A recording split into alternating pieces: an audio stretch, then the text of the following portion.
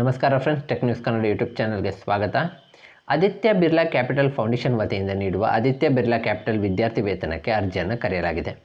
ಯಾರೆಲ್ಲ ಅರ್ಜಿಯನ್ನು ಸಲ್ಲಿಸಬಹುದು, ಯಾರಿಗೆ ಎಷ್ಟು ಸ್ಕಾಲರ್ಶಿಪ್ ಸಿಗುತ್ತೆ, ಅರ್ಹತೆಗಳು ಏನೇನು, ಏನೆಲ್ಲ ದಾಖಲೆಗಳು ಬೇಕು, ಬನ್ನಿ ಈ ವಿಡಿಯೋದಲ್ಲಿ ತಿಳಿದುಕೊಳ್ಳೋಣ.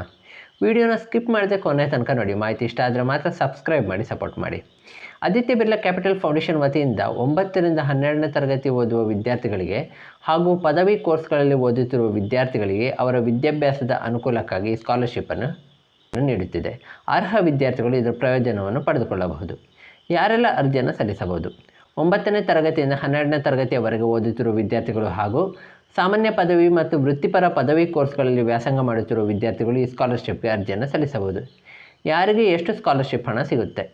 9ನೇ ತರಗತಿಯಿಂದ 12ನೇ ತರಗತಿ ತನಕ ಓದುವ ವಿದ್ಯಾರ್ಥಿಗಳಿಗೆ 12,000 ರೂಪಾಯಿ, ಸಾಮಾನ್ಯ ಪದವಿಯ ವಿದ್ಯಾರ್ಥಿಗಳಿಗೆ 18,000 ರೂಪಾಯಿ, ವೃತ್ತಿಪರ 3 ವರ್ಷದ ಕೋರ್ಸ್ ಮಾಡುವ ವಿದ್ಯಾರ್ಥಿಗಳಿಗೆ 48,000 ರೂಪಾಯಿ, ವೃತ್ತಿಪರ 4 ವರ್ಷದ ಕೋರ್ಸ್ಗಳನ್ನು ಮಾಡುತ್ತಿರುವ ವಿದ್ಯಾರ್ಥಿಗಳಿಗೆ 60,000 ರೂಪಾಯಿ ಇಲ್ಲಿ ಸ್ಕಾಲರ್ಶಿಪ್ಪನ್ನು ನೀಡುತ್ತೆ. ಇನ್ನು ಅರ್ಹತೆಗಳು ಏನೇನು? 9ರಿಂದ 12ನೇ ತರಗತಿ ಓದುತ್ತಿರುವ ವಿದ್ಯಾರ್ಥಿಗಳು ಈ ಒಂದು ಸ್ಕಾಲರ್ಶಿಪ್ಪನ್ನು ಪಡೆದುಕೊಳ್ಳಬಹುದು.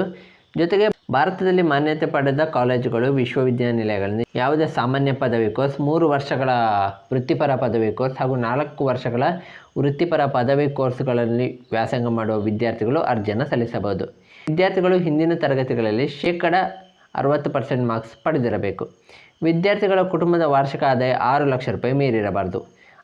ಆದಿತ್ಯ ಬಿರ್ಲಾ ಕ್ಯಾಪಿಟಲ್ ಲಿಮಿಟೆಡ್ ಮತ್ತು ಅದರ ಅಂಗಸಂಸ್ಥೆಗಳ ಮಕ್ಕಳು ಹಾಗೂ ಬಾಡಿ ಫಾರ್ ಸ್ಟಡಿ ಉದ್ಯೋಗಿಗಳು ಸ್ಕಾಲರ್ಶಿಪ್ಗೆ ಅರ್ಹರಲ್ಲ. ಇನ್ನು ದಾಖಲೆಗಳು ಏನೆಲ್ಲ ಬೇಕು?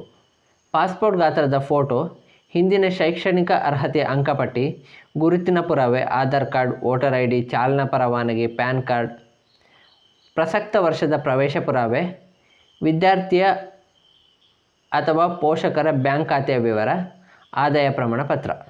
ಇನ್ನು ಈ ಒಂದು ಆದಿತ್ಯ ಬಿರ್ಲಾ ವಿದ್ಯಾರ್ಥಿ ವೇತನಕ್ಕೆ ಅರ್ಜಿ ಸಲ್ಲಿಸಲು ಕೊನೆಯ ದಿನಾಂಕ ಬಂದು 15/10/2024.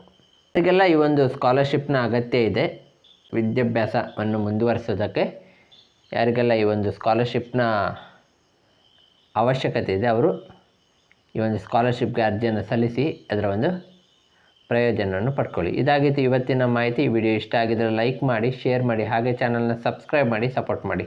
ಮತ್ತೆ ಸಿಗ್ತೀನಿ ಇದೇ ರೀತಿಯ ಹೊಸ ಮಾಹಿತಿಯ ಜೊತೆಗೆ. ಅಲ್ಲಿವರೆಗೂ ಟೇಕ್ ಕೇರ್. ವಿಡಿಯೋ ನೋಡಿದ್ದಕ್ಕಾಗಿ ಧನ್ಯವಾದಗಳು.